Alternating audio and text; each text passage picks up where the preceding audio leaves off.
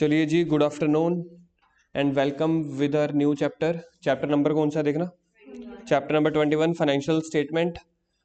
अगर मैं आपको सच बात बताऊं तो ये चैप्टर हमारा ऑलरेडी स्टार्ट हो चुका है। जो हमारा 20 चैप्टर था ना, जो पिछला चैप्टर हमारा खत्म हुआ है, तो पिछला चैप्टर जहाँ पे खत्म हुआ है वहीं से ये चैप्टर स्टार्ट हो रहा है। तो इस चैप्टर में भी हमने कैपिटल और रेवेन्यू का ही सब कुछ करना है।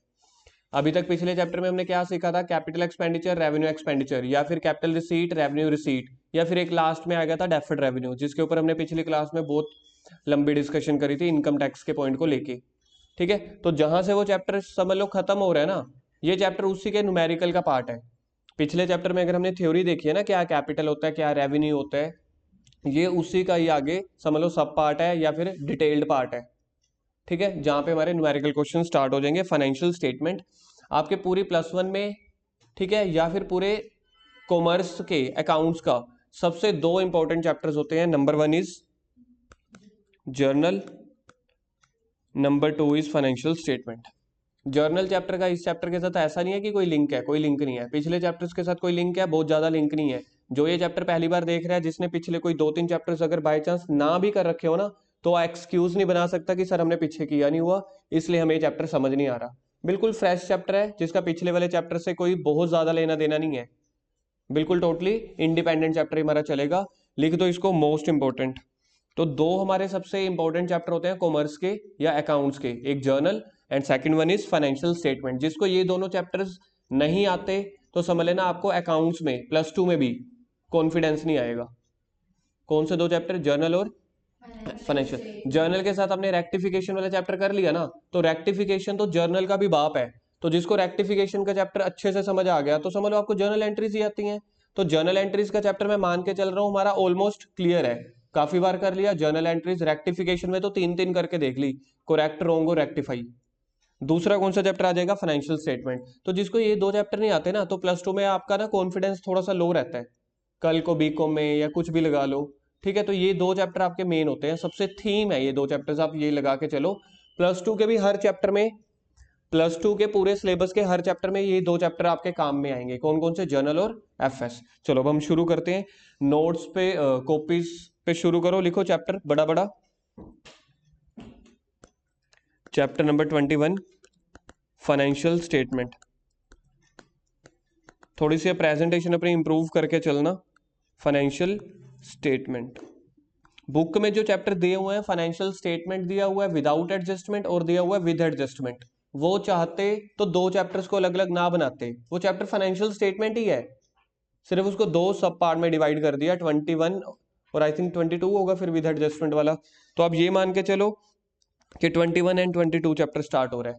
अभी आप विद एडजस्टमेंट करा? हाँ जी, अभी हम पहले विदाउट एडजस्टमेंट, पहले क्योंकि हम बेस सीखेंगे ना, पहले हम बेसिक सीखेंगे तभी एडजस्टमेंट कर पाएंगे।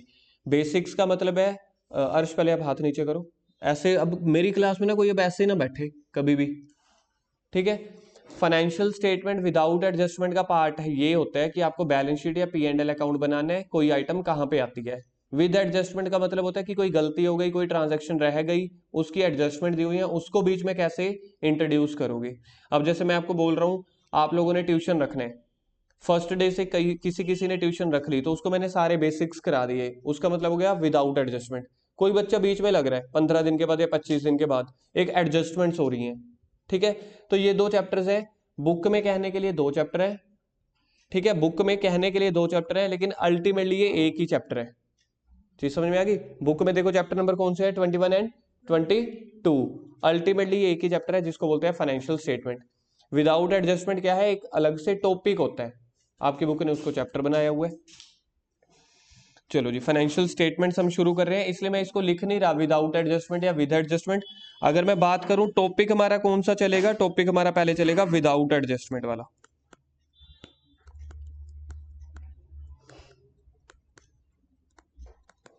कॉमर्स लाइन का, ठीक है, मैंने आपको बता दिया वन ऑफ द मोस्ट, मतलब जो भी दो सबसे इंपॉर्टेंट चैप्टर्स होते हैं, एक जर्नल और एक ये वाला।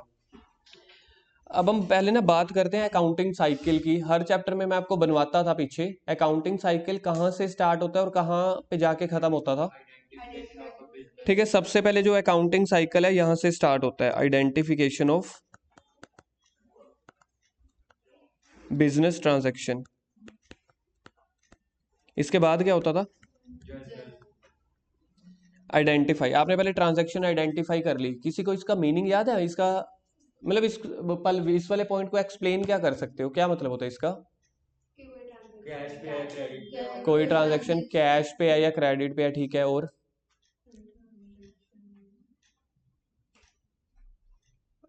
साफ तो ऐसे लिखा तो हुआ है, आइडेंटिफिकेशन ऑफ बिजनेस ट्रांजैक्शन, एक आप लोगों ने बता भी दी, मैं कह रहा हूँ वो ठीक है, और क्या हो सकती है कि कोई ट्रांजैक्शन कैश है या क्रेडिट है, और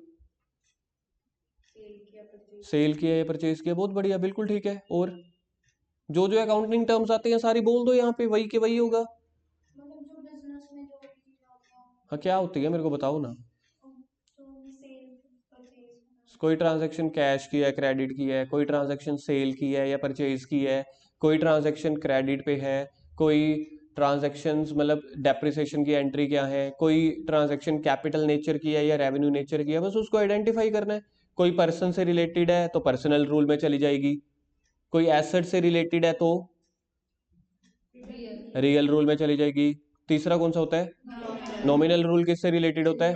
इनकम और एक्सपेंडिचर, कोई ट्रांजैक्शन इनकम और एक्सपेंडिचर से रिलेटेड है तो वो नॉमिनल रूल में चली जाएगी। जब तक आपको ट्रांजैक्शन से नहीं पता होंगी कि एसेट से रिलेटेड है या पर्सन से, आप रूल ही गलत लगा बैठोगे। समझ रहे हो? रियल रूल के लिए आपने, रियल रूल किससे रिलेटेड होता है? रियल रूल किससे रिलेटेड होता है? एसेट से, ठीक है। अगर सोच के देखो, मैंने इनकम और एक्सपेंडिचर को रियल रूल में डाल दिया, वो तो गलत हो जाएगा ना अकाउंटिंग के रूल्स के हिसाब से। इसलिए सबसे पहले आपको क्या पता होना चाहिए? बिजनेस ट्रांजैक्शन, एसेट्स है, लाइबिलिटीज है, कैश है, क्रेडिट है, सेल है, परचेज है। फिर इसके बाद आप ट्रांजैक्शंस को रिकॉर्ड करना शुरू करते हो, किसमें? जर्नल में। जर्नल के बाद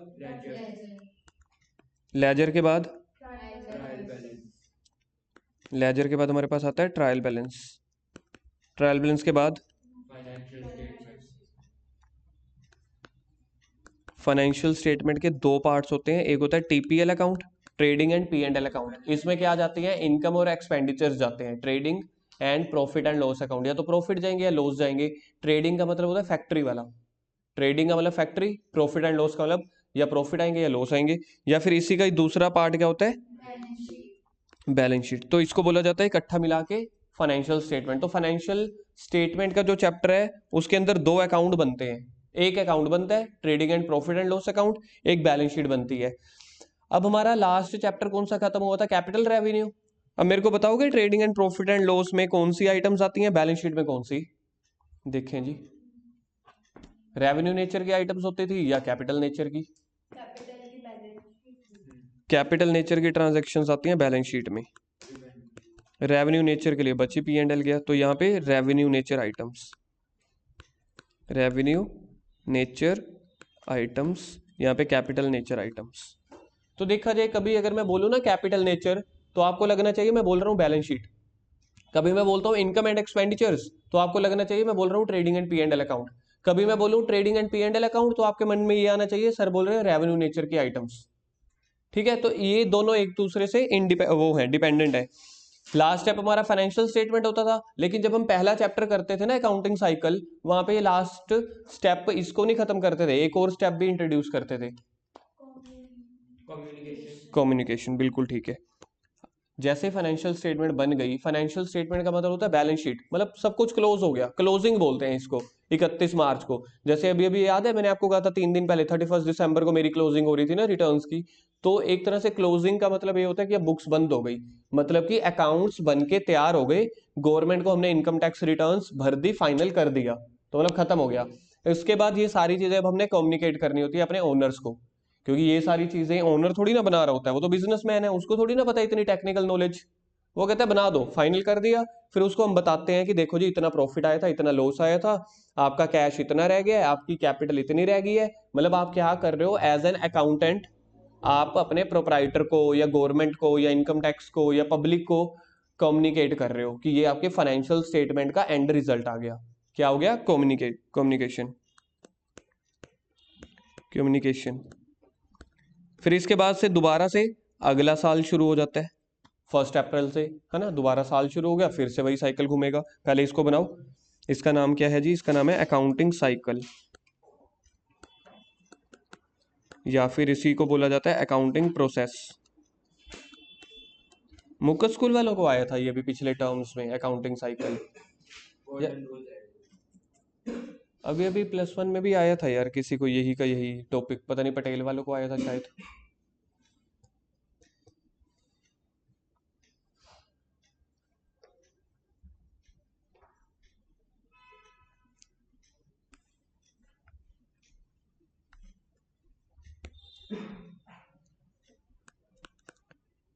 ठीक है तो भाई पानी पुनी पी ले, ठीक है।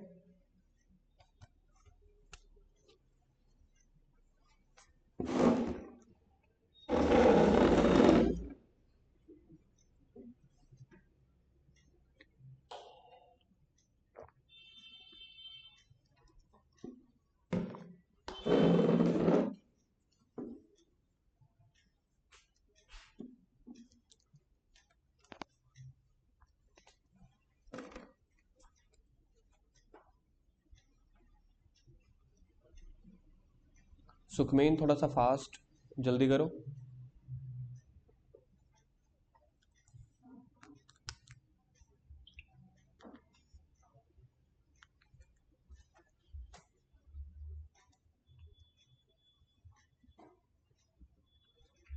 गुरकीरत पीछे से विजिबल है, दिख रहा है? हो गया?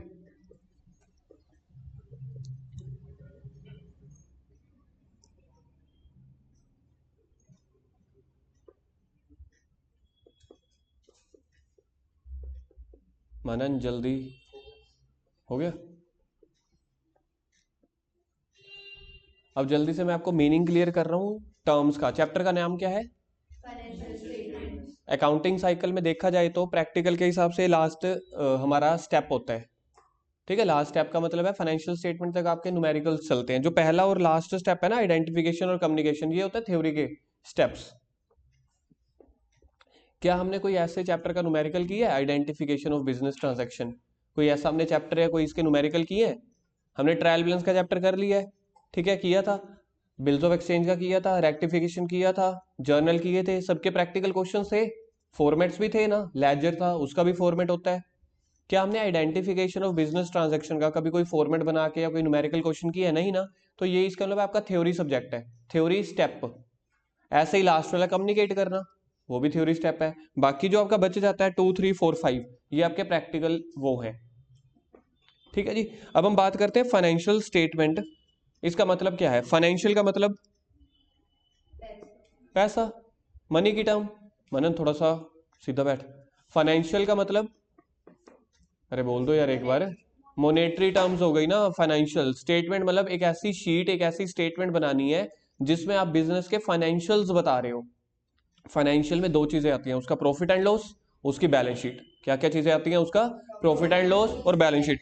मतलब आपने साल के एंड में, हमारे इंडिया में हमारी गवर्नमेंट ने एक साल डिसाइड किया हुआ है, 1 अप्रैल से 31 मार्च, आप इसको फाइनेंशियल ईयर बोलते हो। कौन सा ईयर बोलते हो? Financial year. और जनवरी से दिसंबर वाले ईयर को क्या बोलते हैं? Calendar year. इंडिया में इनकम टैक्स वालों ने भी और गवर्नमेंट ने भी, याद रखना ये दो अलग अलग चल रहे होते हैं, दोनों अलग अलग चल रहे होते हैं। चाहे income tax government of India का है, लेकिन किताबों में दोनों अलग अलग चल रहे होते हैं। पहले गवर्नमेंट ऑफ इंडिया ने बोला था कि कोई मर्जी आप ईयर चुन सकते हो, लेकिन अब कुछ साल पहले इनकम टैक्स ने बोल दिया, बड़ी दिक्कत आती है जी, अब आपका साल कौन सा चलेगा? फाइनेंशियल ईयर इकट्ठा ही चलेगा, 1 अप्रैल से 31 मार्च तक। तो हर 31 मार्च को हर बिजनेस के फाइनेंशियल की क्लोजिंग करनी पड़ेगी और एक स्टेटमेंट देनी है आपने। किस चीज की स्टेटमेंट देनी है? फाइनेंशियल्स की, मतलब पैसों की, कि आपके पास क्या एसेट्स हैं। कब? 31 मार्च को। हर साल, हर साल 31 मार्च को आपके पास क्या एसेट्स हैं, आपकी क्या लाइबिलिटी है, आपकी कितनी कैपिटल है, कितना आपके पास क्लोजिंग स्टॉक बचा हुआ है, कितना आपके पास ओपनिंग स्टॉक था, आपके डेटर्स कितने हैं, आपके क्रेडिटर्स कितने हैं। एक ऐसे स्टेटमेंट में डाल के आपने गवर्नमेंट को बताना है। प्लस उसके नीचे आपने प्रॉफिट एंड लॉस की स्टेटमेंट भी बनानी है, कि आपने पूरे साल में कितना पैसा कमाया, कितना खर्चा किया, और बाकी क्या बच जाएगा? इनकम्स में से एक्सपेंसेस माइनस कर दो तो नेट प्रॉफिट बच जाएगा, कि इतना आपने प्रॉफिट कमाया है। पिछली क्लास में हमने देखा था गवर्नमेंट किसके ऊपर टैक्स मांगती है? सेल के ऊपर या प्रॉफिट के ऊपर? प्रॉफिट के ऊपर। जितना प्रॉफिट कमाओगे उतना टैक्स दोगे, ठीक है। तो गवर्नमेंट आपसे कह रही है कि हमें एक स्टेटमेंट बना के दो, क्या की? आपके फाइनेंशियल्स की। फाइनेंशियल्स में दो चीजें, एक अपने प्रॉफिट लॉस की और दूसरी बैलेंस शीट की। प्रॉफिट लॉस में आप ये बताओगे कि हमने कितना खर्चा किया, कितनी इनकम हुई। बैलेंस शीट में आप ये बताओगे हमारी कितनी एसेट्स हैं, कितनी लाइबिलिटीज हैं। इन सबको मिक्स करके गवर्नमेंट ने बोला फाइनेंशियल स्टेटमेंट। तो आप अपनी स्टेटमेंट किसको दोगे, गवर्नमेंट को या इनकम टैक्स को, कि आपने पूरे साल में क्या क्या किया। वो P&L अकाउंट में आ जाएगा। पूरे साल के एंड में 31 मार्च को उसका क्या रिजल्ट निकला, कितने डेटर्स है, कितना कैश है, कितना बैंक बैलेंस है, कितना स्टॉक है, कितनी कैपिटल है, कितने क्रेडिटर्स है, कितने का लोन ले रखा है, उसको बैलेंस शीट में डाल देना। वो दोनों को कंपाइल करके आप गवर्नमेंट को दे देते हो या इनकम टैक्स वालों को दे देते हो कि ये आपका रिजल्ट है। इसको बोल दिया जाता है फाइनेंशियल स्टेटमेंट। एक ऐसी स्टेटमेंट जिसमें आपने अपने बिजनेस के फाइनेंशियल्स तैयार करके रखे हैं। कब, 31 मार्च को। ठीक है, एक बार फिर से बोलो मेरे साथ, फाइनेंशियल स्टेटमेंट का मीनिंग क्या क्या हो गया, एक ऐसी स्टेटमेंट जिसमें आपने अपने बिजनेस के फाइनेंशियल्स तैयार करके रखे हुए हैं। बोलो एक बार, स्टेटमेंट जिसमें बिजनेस के फाइनेंशियल तैयार करके रखे हैं। फाइनेंशियल में क्या दो चीजें होती हैं, प्रॉफिट एंड लॉस और balance sheet. Profit and loss और बैलेंस शीट। अब जल्दी बुक निकालो।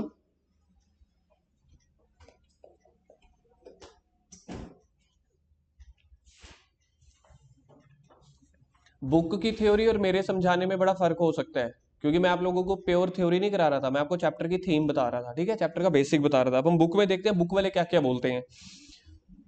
फाइनेंशियल स्टेटमेंट देखना मिल गई बुक, चैप्टर गुरुकिरत है बुक या नहीं है, खोलो फिर। Financial statement refers to such statement, जैसे अभी अभी मैंने बोला था ना, फाइनेंशियल स्टेटमेंट किसको बोलते हैं, एक ऐसी statement which reports the profitability. Profitability के ऊपर लिखो दैट इज प्रॉफिट और लॉस। तो एक ऐसी स्टेटमेंट जो क्या रिपोर्ट करती है, रिपोर्ट करना मतलब क्या प्रेजेंट कर रही है। कह रहे हैं पहला प्रॉफिटेबिलिटी को, प्रॉफिटेबिलिटी का मतलब या प्रॉफिट या लॉस। अब ये मत सोचना प्रॉफिटेबिलिटी में सर लॉस कैसे आ गया, वो एक स्टेटमेंट की बात कर रहे हैं। किसी साल प्रॉफिट भी हो सकता है बिजनेस में, कभी कभी लॉस भी हो सकता है। अब जैसे जोमैटो वाले हैं, जोमैटो का नाम कोई है जिसने ना सुना हो। ठीक है, मैं अगर आपको पिछली 31 मार्च की जोमैटो की बैलेंस शीट दिखाऊं ना, या P&L दिखाऊं, बेचारे लॉस में चल रहे हैं। सोचो जोमैटो का कितना लॉस हो रहा होगा। मैं जितने सर्च कर रहा हूं आप थोड़ा गैस करो, मेरे को बताओ। जोमैटो लॉस में चल रही है।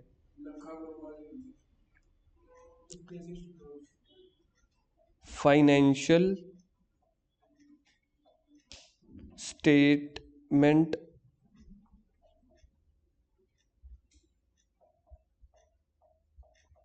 ऑफ जोमैटो।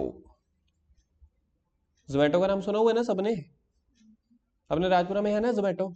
और कोई चलता है राजपुरा में, उबर ईट्स है, स्विगी, स्विगी, अच्छा स्विगी होता है राजपुरा में, है स्विगी। अच्छा, जोमैटो ज्यादा है ना, मतलब जोमैटो की देखा जाए तो गुडविल ज्यादा होनी चाहिए। ठीक है, अब जोमैटो के लॉसेस देखो आप, फाइनेंशियल रिपोर्ट्स एंड प्रेजेंटेशन। ये देखो, ये तीसरा दिख रहा है,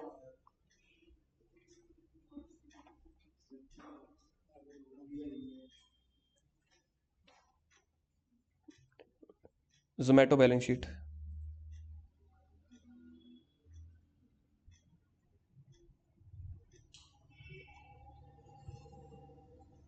जोमैटो बैलेंस शीट। अच्छा, ये तो उनका शेयर प्राइस आ गया कि इनका प्राइस क्या चल रहा है। इसकी प्रॉफिट एंड लॉस देख लेते हैं। नहीं नहीं, वो तो हमें लग रहा है ना, अंदर जब अपन बुक्स बनाते हैं ना। अब महफिल रिजोर्ट है, महफिल रिजोर्ट हमें लग रहा है ना वो क्या यार सही रेस्टोरेंट है, इतना महंगा है, तो वो भी लॉस पे चल रहा है। रीजन क्या होता है कि डेल हमारा जो रेवेन्यू खर्चा होता है ना, रेवेन्यू खर्चा मैंने आप लोगों को कई बार समझा दिया है। रेवेन्यू खर्चा मतलब जो बार बार सैलरी, स्टॉक, फिर भी लॉस पे चल रहा है। रीजन क्या, हमें पार्टी कस्टमर हमेशा देखता है किसी सामने वाले बिजनेसमैन की कि इनकम कितनी हो रही है, उसके खर्चे हम कभी लगाते ही नहीं यार। कितना स्टाफ है जिनको सैलरी देनी पड़ती है, बिजली के खर्चे हैं, कमीशन, बड़ा कुछ होता है। चाहे आप ये समझ लो, चाहे किसी भी तरीके से समझ लो। पहले इधर देखो यहाँ पे क्या दिया हुआ है जी, इनका इनका इनका रिजर्व एंड सरप्लस दिखा तो रहे 77, लेकिन अभी तो मैंने आज पढ़ा था यार इनका लॉस में चल रहा था। हम्म, कौन है? नहीं नहीं, जोमेटो लॉस पे है, मैंने आज ही तो देखी थी इनकी रिपोर्ट। हाँ जी, यार आज लॉस में है ना, उनका मार्केट प्राइस, शेयर प्राइस तो बढ़ रहे होते हैं ना, तो एक लॉस की सिचुएशन आती है। कोई नया बिजनेस शुरू कर लो, पहले 3-4 साल लॉस में ही चलोगे, प्रॉफिट बाद में आता है।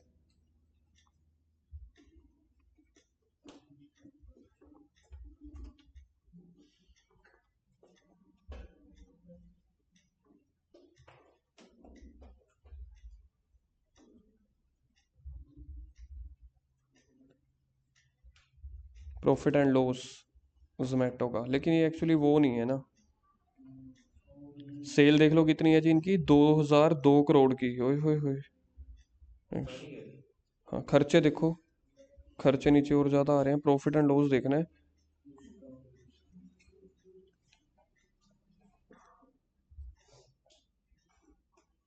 ये देखो, ये दिख रहा है आप लोगों को? प्रॉफिट बिफोर टैक्स दिख रहा है 8151। फिगर दिखी आप लोगों को? यहाँ पे एक्चुअली पेन ना चल नहीं सकता।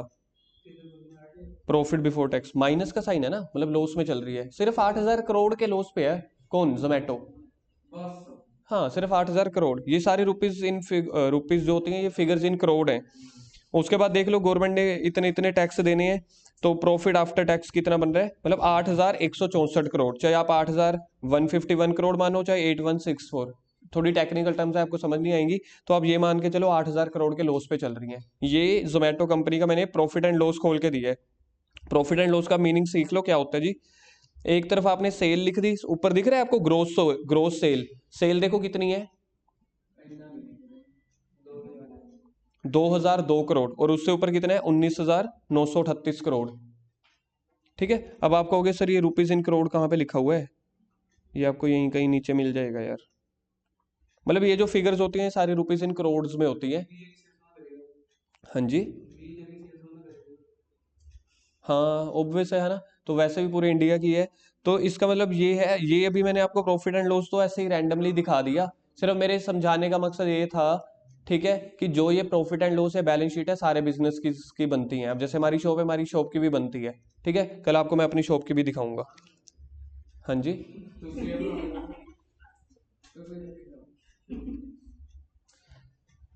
तो financial statement refers to such statement, कह रहे हैं ऐसी statement which reports the profitability, एक ऐसी स्टेटमेंट जो बिजनेस की प्रॉफिटेबिलिटी बताती है, and the financial position. Profitability के ऊपर आपने क्या लिखा था? और साथ में लिखो नंबर 1। और दूसरा होता है फाइनेंशियल पोजीशन। फाइनेंशियल पोजीशन का मतलब लिखो एसेट्स लाइबिलिटीज, यानी कि एसेट्स लाइबिलिटीज। बस करे यार, उठाऊं क्या फिर? लिख रहा है जो लिखवा रहा हूं मैं, लिख फिर, लिख।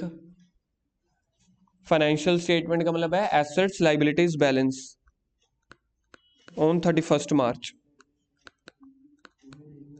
और इसको आप लिखो एग्जाम क्वेश्चन, इसी को ही पेपर में क्वेश्चन पूछा गया 1 नंबर का, कि फाइनेंशियल पोजीशन प्रॉफिटेबिलिटी दिखाती है या एसेट्स लाइबिलिटी दिखाती है। तो फाइनेंशियल पोजीशन मतलब कि एसेट्स और लाइबिलिटी दिखाती है। कब? 31 मार्च को, कि पर्टिकुलर डेट पे क्या बैलेंस है। और प्रॉफिटेबिलिटी दिखाती है प्रॉफिट, उसको बोला जाता है financial performance of the business at the end of accounting period. पहली लाइन दोबारा से पढ़ो, देखो समझ में आ रही है? फर्स्ट पॉइंट जो मैंने आपको समझाया है।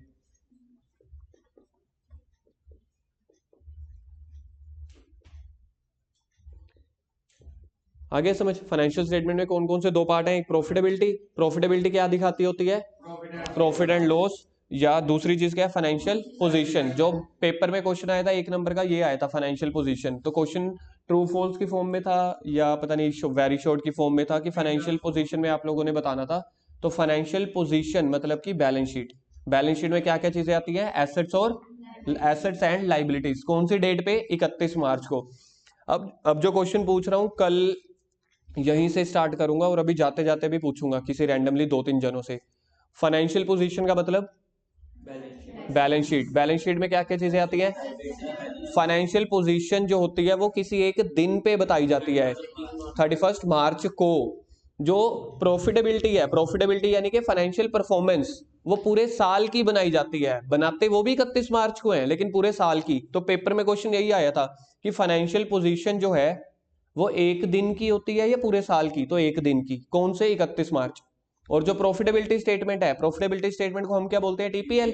टीपीएल जो बनता है पूरे साल का बनता है, कि पूरे साल में कितना कमाया, कितना उड़ाया, तो नेट प्रॉफिट क्या बचा। ठीक है। क्या दो चीजें हैं फाइनेंशियल स्टेटमेंट में? फिर से, पहली प्रॉफिटेबिलिटी, क्या बोलते हैं उसको? Profit and loss account. उसमें क्या दिखाते हैं, या इनकम या एक्सपेंस, एक दिन पे या पूरे साल के। Financial performance P and L account पूरे साल का बनता है। जिसको नहीं समझ आ रहा बार बार लिख लो, 4-5 बार बोल चुका हूं और अभी 10-15 मिनट बाद फिर पूछूंगा, नहीं तो लगेंगे डंडे। फाइनेंशियल परफॉर्मेंस को क्या बोला जाता है, टीपीएल अकाउंट।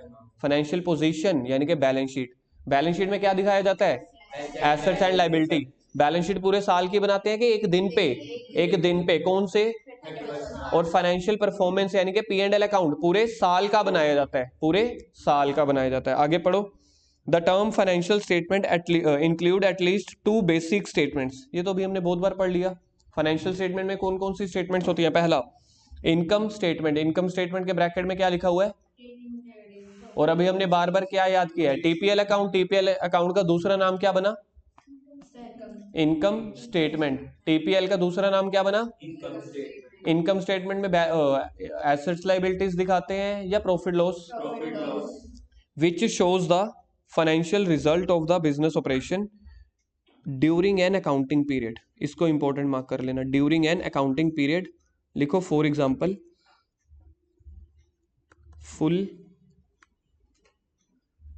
फुल ईयर,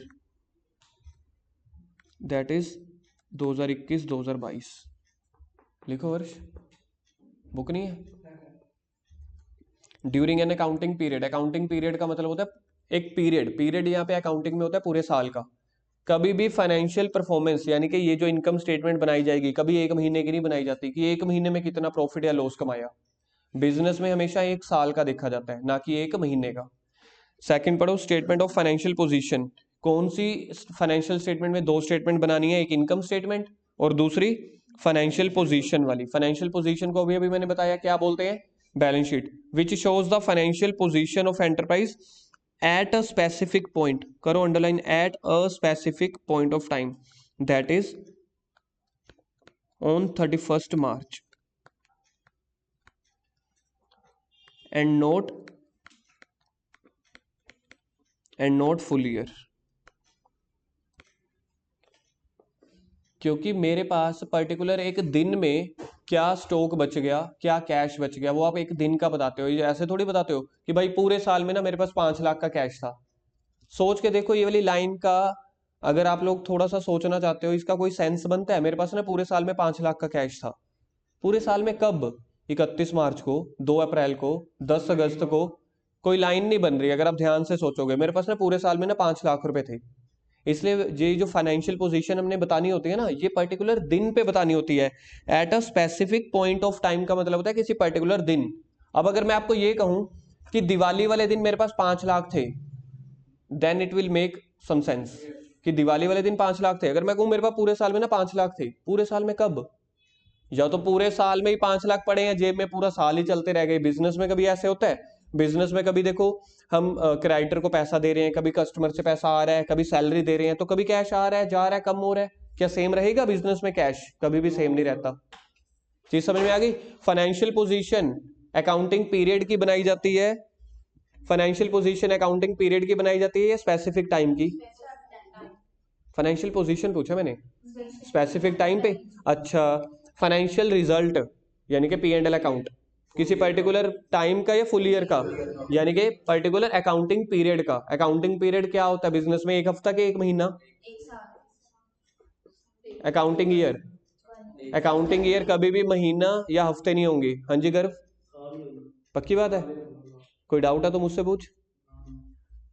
चल आगे पढ़, कहां तक पहुंच गया बता मेरे को।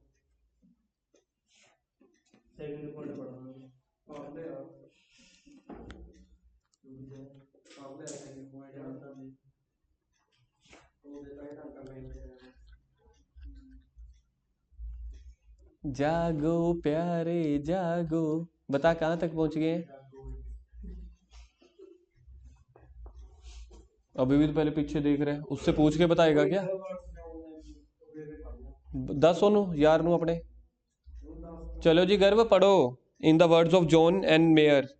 पढ़ जल्दी, कोई बात नहीं फिर भी पढ़ ले, बातें भी तो कर ही रहा था। जल्दी कर, टाइम कम है यार। दी फाइनेंशियल, जल्दी कर गर्व, टाइम कम है। ये आवाज निकल रही है तेरी, अभी बोलू ना ओए होए होए पार्टी का सीन है या चाय का सीन है, ओ सर चाय मैं ले आवांगा, ओ सर बिस्कुट भी ले आवांगे। चल गुरकिरत, गुरकिरत जल्दी कर। सॉरी, मेरे तो ही गलती होगी, मैं तुसी दोवां तो पूछ लिया ना, उस तो बाद तेरे तो पूछ लिया। The financial statement provide a summary of the accounts of a business enterprise. The balance sheet is reflecting. बोल बोल, ठीक है, छोड़ रहने दे, खुशली ना पढ़ो please. The financial statements provide a summary of the accounts of a business enterprise, the balance sheet reflecting the assets, liabilities, and capital as on a certain date. Underline करो, as on a certain date. दोबारा दोबारा से hint दे रहा है, याद रखना ये जो हिंट दे रहे हैं ना, इसको इतना डिटेल में करवा रहा हूँ, 6 लाइनों पे बैठा हूँ 15 मिनट से, ये पेपर के क्वेश्चंस हैं। ऑन अ स्पेसिफिक डेट का क्वेश्चन बहुत बार पेपर में पूछा गया है, कोई एक बार नहीं। ऑन अ स्पेसिफिक डेट पे क्या बनाई जाएगी, पी एंड एल या बैलेंस शीट? Balance sheet. और अकाउंटिंग पीरियड के लिए क्या बनाया जाएगा, पी एंड एल अकाउंट। ठीक है, ये पेपर में बहुत बार क्वेश्चन पूछा गया, मतलब हर साल आप लगा लो किसी ना किसी स्कूल में पूछा ही जाता है ये क्वेश्चन। अभी जब हम कल को वेरी शॉर्ट या एमसीक्यूज वगैरह करेंगे ना फिलअप्स, ये क्वेश्चन आपको बड़े इजीली मिलेंगे। रीजन क्या है, ये सारे एग्जाम क्वेश्चंस हैं जितनी भी हम 5-6 लाइनें पढ़ के आए हैं। बैलेंस शीट में क्या दिखाते हैं, पी एंड एल या एसेट्स लाइबिलिटीज? अब देखो इन्होंने साफ साफ बोला हुआ है, balance sheet reflecting the assets liabilities capital. Capital के बाद फिर से पढ़ना, as on a certain date. आगे, And the income statement showing the result of operations during a certain period. ठीक है, पीरियड मतलब पूरा साल, पी एंड एल अकाउंट बनाया जाएगा। उसके बाद these two financial statement are termed as final accounts. हम इस चैप्टर को जब हम पढ़ते होते थे ना, हम फाइनेंशियल स्टेटमेंट चैप्टर के नाम से नहीं बुलाते थे इसको, हम इसको फाइनल अकाउंट बोलते होते हैं, क्योंकि जब आप बीकॉम में जाओगे ना, बीकॉम में भी जब ये चैप्टर दोबारा आएगा तो वहां पे उस चैप्टर को फाइनेंशियल स्टेटमेंट के नाम से नहीं पुकारा जाता, उसको बोला जाता है फाइनल अकाउंट्स, मतलब सेम ही है। फाइनल अकाउंट को ही क्या बोला जाता है, financial statement. These two in modern times in addition to, अब पढ़ के देखना ध्यान से, in addition to aforesaid two basic financial statements, two other statements, करो अंडरलाइन, टू अदर स्टेटमेंट्स। कौन कौन सी, statement of retained earning and a cash flow statement. Retained earning को लिखो नंबर 3, कैश फ्लो स्टेटमेंट को नंबर 4। कैश फ्लो स्टेटमेंट को लिखो like double column cash book. Chapter याद है, तो होता था ऐसा कोई, लाइक डबल कॉलम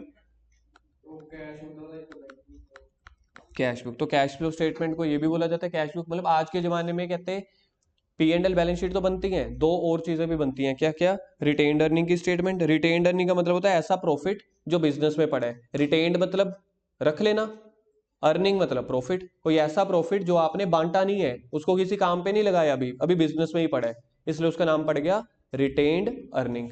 और चौथा क्या है, कैश फ्लो स्टेटमेंट। पेपर में क्वेश्चन बन सकता है जी, फाइनेंशियल स्टेटमेंट में पी एंड एल और बैलेंस शीट के अलावा और कौन सी दो स्टेटमेंट बनती हैं, स्टेटमेंट ऑफ रिटेन्ड अर्निंग और कैश फ्लो स्टेटमेंट। ऑब्जेक्टिव्स, अब फाइनेंशियल स्टेटमेंट बनाने के बस तो जाना, जा गेट खुला देख, नहीं नहीं नहीं, बस की आवाज तो यहां तक आई है। एक तो तू बोलता इतना स्लो है, आवाज पहुंच जाती है यार यहां तक। तू तो मतलब पैराग्राफ पे बेस होता है, वो लाइन खत्म होगी, लाइन खत्म होगी, चलो बस बोल दो। Objectives of financial statement. Financial statement को बनाया क्यों जाता है, एक बार फिर से लास्ट में खत्म कर रहा हूं कि फाइनेंशियल स्टेटमेंट का एक बेसिक मीनिंग क्या होता है, पूरे बिजनेस का जो एंड रिजल्ट होता है। एंड रिजल्ट यानी कि प्रॉफिट लॉस। रिजल्ट का तो मतलब ही यही होता है ना, पूरे साल में क्या नफा नुकसान क्या कमाया, या फिर बैलेंस शीट। अब लास्ट दिन पे आपका बैलेंसेस क्या पड़े हैं, डेटर के, क्रेडिटर के, कैश के। अब इसको बनाने का ऑब्जेक्टिव क्या है, अवनीत पढ़ना first point. To present a true and fair view of financial performance of the business. ठीक है, फाइनेंशियल परफॉर्मेंस को लिखो, that is TPL account, that is TPL account, trading and P and L account. Financial performance को या financial result को बोला जाता है। तो सबसे पहला इनका फाइनेंशियल स्टेटमेंट का ऑब्जेक्टिव ये होता है कि बिजनेस का प्रॉफिट या लॉस पता चल सके एंड में। Second, to present a true and fair view of financial position. बार बार देखा जाए, रिपीटेशन में नहीं आ रहे, देखा जाए एक फाइनेंशियल परफॉर्मेंस बनानी है, फाइनेंशियल परफॉर्मेंस का नाम होता है फाइनेंशियल रिजल्ट यानी कि पी एंड एल अकाउंट। दूसरा हो गया फाइनेंशियल पोजीशन यानी कि balance sheet. Users of financial statement, e की पावर 5 6, किसी को मीनिंग याद है ई की पावर 5 6 का? मतलब एग्जाम में 5 6 बार आ चुका है यूजर्स। ये पहले चैप्टर में भी होता था, ठीक है, तब भी पेपर में आता था, अब भी पेपर में आएगा यूजर्स वाला। कि ये जो फाइनेंशियल स्टेटमेंट बन गई, इसको यूज कौन कौन करता है, मतलब क्यों बना रहे हैं, किस किस को हम बांट सकते हैं? हाँ जी, सेम है, हाँ, फर्स्ट चैप्टर में। फर्स्ट चैप्टर अगर आप देखोगे ना, ठीक है, फाइनेंशियल स्टेटमेंट बन गई। फाइनेंशियल स्टेटमेंट में कौन कौन सी दो स्टेटमेंट बनानी है हमने? पी एंड एल अकाउंट और बैलेंस शीट। तो समझ लो वो बन के तैयार हो गई, पता चल गया प्रॉफिट है कि लॉस है। बैलेंस शीट से ये पता चल गया कि अब हमारी कैपिटल इतनी है, अब हमारे पास दुकान में इतने का स्टॉक बचा हुआ है, लोन हमने इतने का लिया हुआ है। अब इसको यूज कौन करेगा? उसका एक तो गवर्नमेंट्स को टैक्सेस के लिए करेंगे, बिल्कुल ठीक है, पहला। हाँ जी, एक तो गवर्नमेंट यूजर हो गई ना उसकी, और बताओ यूजर। हर्ष, ये तो पता चल गया कि प्रॉफिट पता लगेगा, अब हम कर रहे हैं कि यूजर कौन कौन है। जैसे तूने पहला बताया कि गवर्नमेंट हो गई, और कौन कौन यूजर है इसका? एक बिजनेसमैन हो गया, यानी कि proprietor, share holders, municipal tax वाले, जो अपनी ये नहीं होते एमसी वाले, म्यूनसिपल कॉरपोरेशन वाले, क्योंकि इन्होंने भी टैक्स लेना होता है ना आप लोगों से, जो भी वो पानी सीवरेज का या हाउस प्रॉपर्टी का या बिजनेस का टेस्ट, वो हो गए। लोन वाले कौन होते हैं? लोन वाले बैंक, तीन हो गए, और चार हो गए, गवर्नमेंट हो गई, म्यूनसिपल कॉरपोरेशन हो गए, बैंक हो गए, प्रोप्राइटर्स वाले हो गए, चार हो गए। जिनको पैसे लेने या देने हैं उसको बोलेंगे क्या? क्रेडिटर्स और डेटर्स। क्योंकि क्रेडिटर आपको तभी उधार पे देंगे ना, पहले वो आपके फाइनेंशियल्स चेक करते हैं। देखो हम जब वर्ड्स यूज करते हैं ना, जब मैं कई बार बैंक में जाता हूँ, अब मैंने किसी किसी की ना बैलेंस शीट्स बनानी होती है, जैसे मेरे क्लाइंट्स आते हैं ना, उन्होंने लोन लेने हैं, लोन कहाँ से मिलेगा? बैंक से। तो बैंक वालों ने ना, बैंक वाले उनसे ना, बिजनेसमैन से पूछते हैं अपने फाइनेंशियल्स दिखाओ। क्लाइंट को तो नहीं पता होता फाइनेंशियल दिखाओ, वो हमारे पास आते हैं सीए के पास, सर हमने फाइनेंशियल बनाने हैं, तो हमें पता होता है फाइनेंशियल वाला पी एंड एल और बैलेंस शीट बना के देने हैं। तो जब मैं कभी बैंक में जाता हूँ ना, तो टर्म जो प्रैक्टिकल लाइफ में यूज की जाती है ना, वो ये नहीं कहते sir P and L account और बैलेंस शीट बना के भेजो, वो सीधा ये कहते हैं कि इनके फाइनेंशियल तैयार कर दो। ठीक है, तो फाइनेंशियल का मतलब क्या होता है? बैलेंस शीट और पी एंड एल अकाउंट। तो उसके यूजर्स कौन हो गए? बैंक हो गए। पांच हमने देखो डिसाइड कर लिया, गवर्नमेंट हो गई, जो हमारे नीचे काम करते हैं, बैंक हो गए, एम्प्लॉइज, एम्प्लॉइज भी यूजर होंगी। कोई इसका रीजन बता सकता है एम्प्लॉय यूजर क्यों होगा फाइनेंशियल स्टेटमेंट का? सैलरी लेनी है, बोनस के लिए, बिल्कुल ठीक है। सैलरी के लिए उनको फाइनेंशियल स्टेटमेंट की जरूरत नहीं है, वो तो पता है ना हर महीने 20,000 30,000 मिलेगी मिलेगी। लेकिन कंपनी ने ना एक स्कीम लॉन्च की हुई है कि बोनस भी मिलेगा आपको, जितनी सेल होगी ना उसका बोनस मिलेगा। अब सेल बिजनेस की क्या है? इनकम। इनकम के लिए कौन सा अकाउंट बनेगा? Profit and loss account. तो जितनी सेल होगी एम्प्लॉयज को उस पर बोनस देंगे। तो देखा जाए, आप लोग तो एम्प्लॉयज को धोखाधड़ी से कह सकते हो ना, ओ भाई यार प्रॉफिट सेल कम हुई है, तेरा बोनस कम है। वो कहेगा नहीं जी, मेरे को फाइनेंशियल्स लेके आओ, पी एंड एल अकाउंट दिखाओ मेरे को, क्योंकि वो पी एंड एल अकाउंट तो पक्के खाते होते हैं। ठीक है, वो बिल्कुल पक्के खाते होते हैं, वो आपका P and L account check करेगा, यार सेल यहाँ पे तो इतनी दिख रही है, तो मेरे को इसके ऊपर दो ना जो भी 5% 10% बोनस है। इसलिए जो एम्प्लॉयज है वो भी इसके यूजर्स हो गए। और सोचो,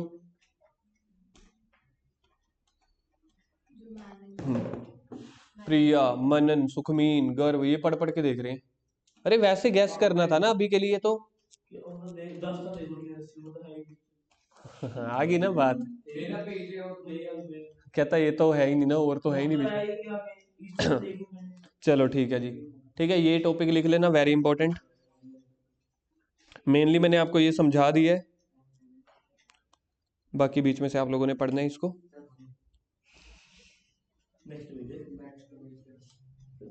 चलाऊं मैं?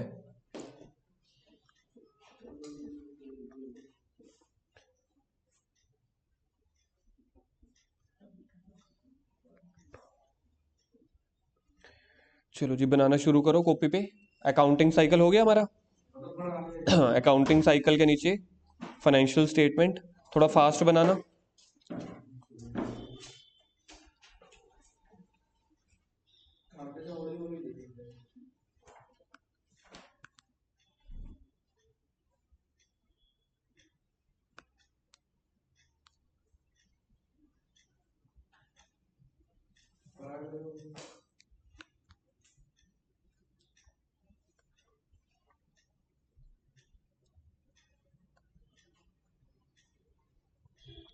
फर्स्ट पॉइंट है trading and P and L account, second point है बैलेंस शीट। थोड़ा फास्ट बनाना, पहले एक बार देख लो कितना है, फिर कहीं आपको वो आपके पेजेस छोड़ने की जरूरत पड़ेगी या जो भी।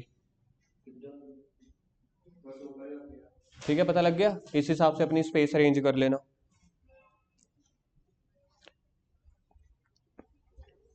पॉइंट नंबर 1,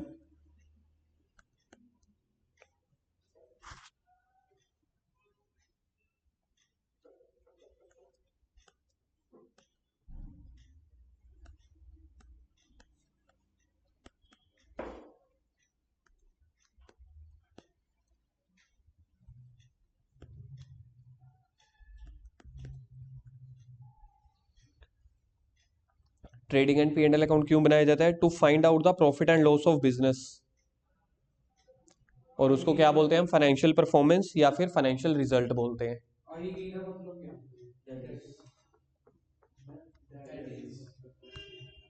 ठीक है, to find out the profit and loss of business that is financial performance या फिर रिजल्ट। और बैलेंस शीट में लिखो to find out the assets and liabilities. Assets और लाइबिलिटीज को भी हमने सीखा था, क्या बोलते थे? Financial position.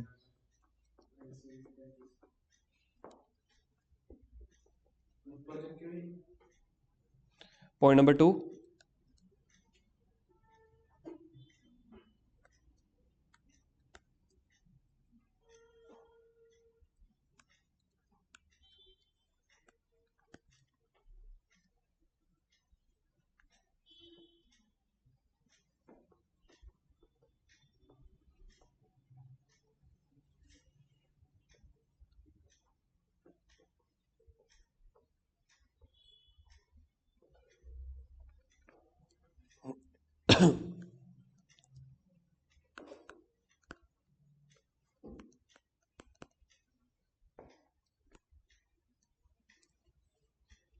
दो पॉइंट हो गए सबके।